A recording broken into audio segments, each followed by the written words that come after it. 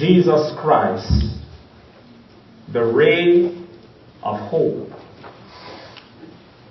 But in those days, following that distress, the sun will be darkened and the moon will not give its light.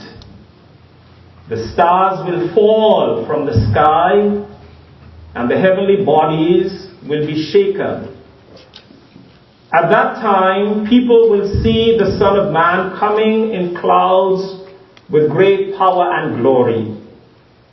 And he will send his angels and gather his elect from the four winds, from the ends of the earth to the ends of heaven. Jesus Christ, the ray of hope.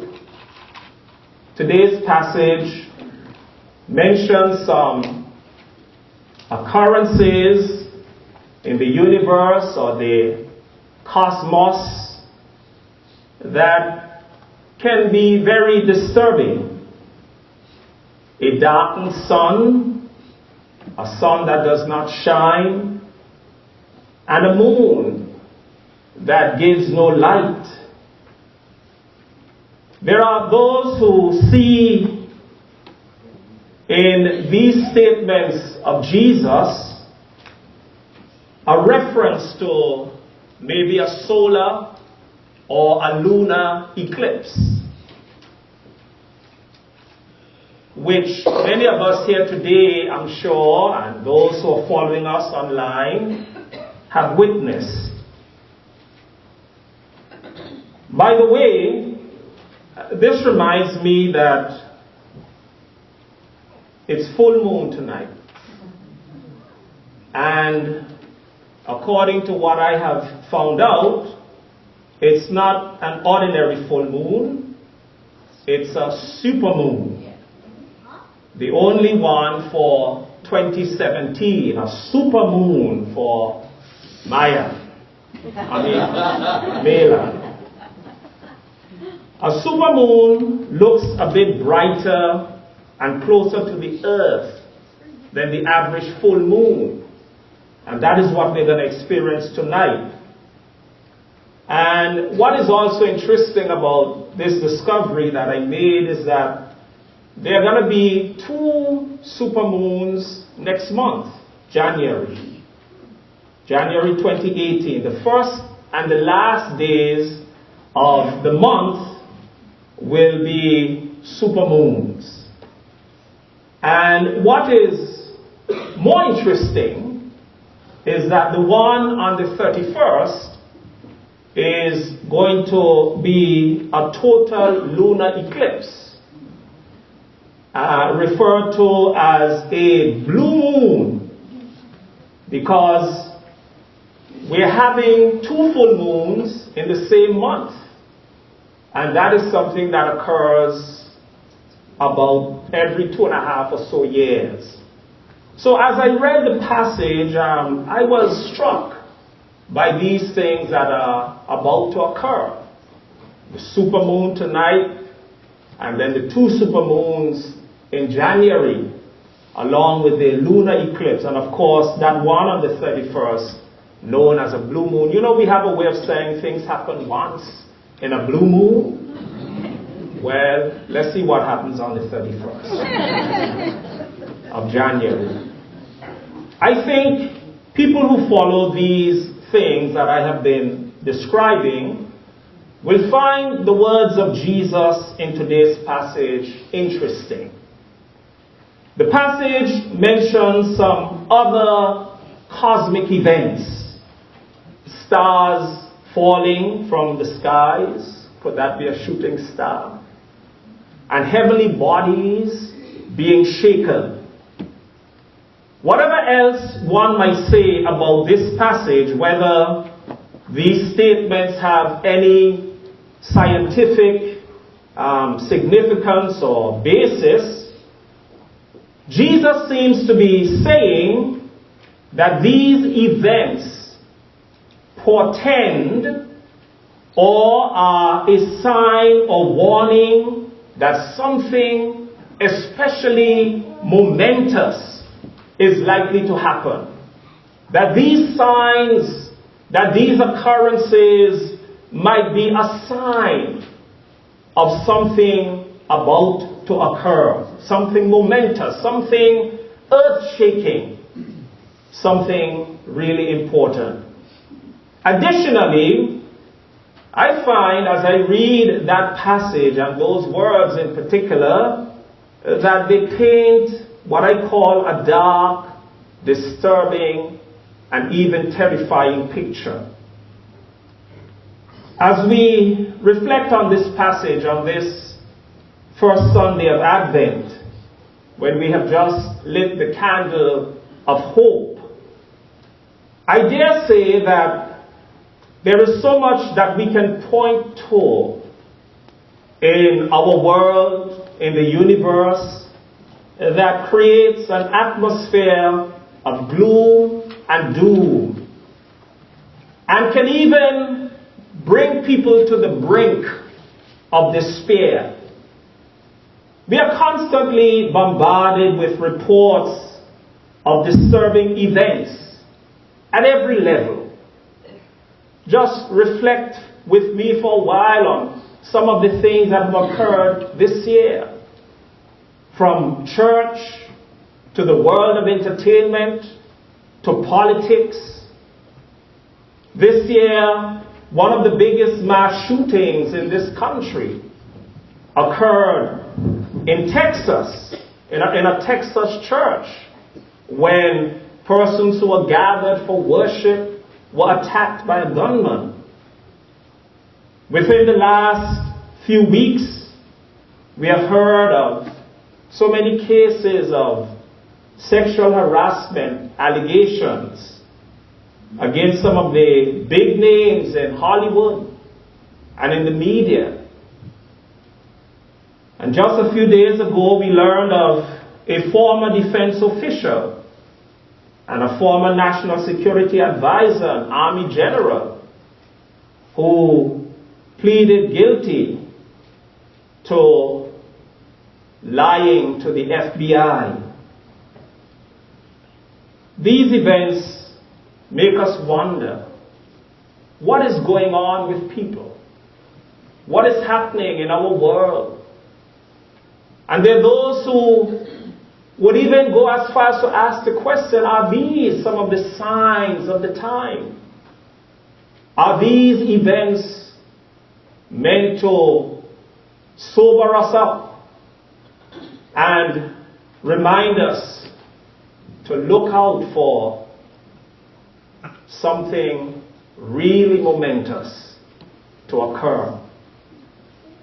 I was looking at a documentary on CNN entitled Global Warning. Not warming, global warning. The documentary raises awareness about something that is happening on planet Earth. The melting of the ice sheets in Greenland, and how that is contributing to rising temperatures and sea levels. One cannot reflect on 2017, this year that is now coming to a close, without remembering the unprecedented hurricane season that we just passed through, that affected islands in the Caribbean and some of our United States. There were a series of major storms, including Harvey, Maria, and Irma, that caused unprecedented amounts of damage. And when we look around, it seems as though there are some significant changes in some of the things that are happening within our universe or on our planet. I hear the weather reporters saying that temperatures here are unseasonably high for this time of the year. And some of the other things that occur cause us to wonder, are these signs of the time? And are these things meant to call us to be sober to watch, to be more vigilant, because something momentous is about to happen. Now, in the midst of these, what I call disturbing events, we are reminded today, my dear sisters and brothers, to hope. I used to be a member of a board in the Virgin Islands, U.S. Virgin Islands, for an organization known as Hope. It was an interesting name given to that organization, helping others in a positive environment. Hope. And this organization to which I belong, this board, had as its primary goal giving education or educating the community about HIV/AIDS and lending assistance, help to those who were infected or who had developed the disease. Our goal in that organization, Hope, helping others in a positive environment, was to give hope to those who had become victims of HIV and who had developed AIDS that was considered their affliction. And you know, there was a time when persons with HIV or AIDS were considered as having a death threat. But that organization was there to give such people hope in the midst of a terrible situation, of a terrible affliction. And hope is something, my friends, that we all need. Our text today refers to the coming of the Son of Man. Now, Son of Man is one of those titles that is used of Jesus. In fact, it is the title that Jesus uses most of himself when referring to himself. And the text today contains an invitation to have hope because of the Son of Man. Because of Jesus Christ, we can have hope. He is our ray of hope in a world affected by dark and terrifying events. In a world where we seem sometimes to be pushed to the brink of despair, Jesus is our ray of hope. In Paul's letter to the Romans chapter 5 verse 5 we read, "Now hope does not disappoint, because the love of God has been poured out in our hearts by the Holy Spirit who has been given to us." Hope does not disappoint. You know, sometimes we use the word hope and we use it a little loosely, because when we say we hope something would happen, sometimes there is some doubt in our minds. But a true understanding of the word hope in the Christian usage of it, the Christian vocabulary, is that hope leaves no doubt. Hope means to be plumb or absolutely sure that God is able, because God has all power. So hope does not disappoint. When we put our hope, our confidence, our trust in God, we will not be disappointed. Or as some translations put it, we will not be put to shame. So what disappoints you, my brothers and sisters? What depresses you? What disturbs you? What darkens your mood or brings darkness into your life? Look to Jesus. He comes to our aid and saves us from the impending doom that threatens to engulf the world and all in it. Those who look to Jesus can live by faith and not fear. They can trust in the midst of terror, in the midst of terrible situations. We can have confidence because of Jesus, because of the Son of Man who is coming, who has come and will come again. They can expect a brighter tomorrow and have the confidence that all will be well. Jesus Christ is our ray of hope today and always. Take his name and his power with you wherever you go and in every situation. And though life is filled with uncertainty, his presence gives us the certainty that God is in control.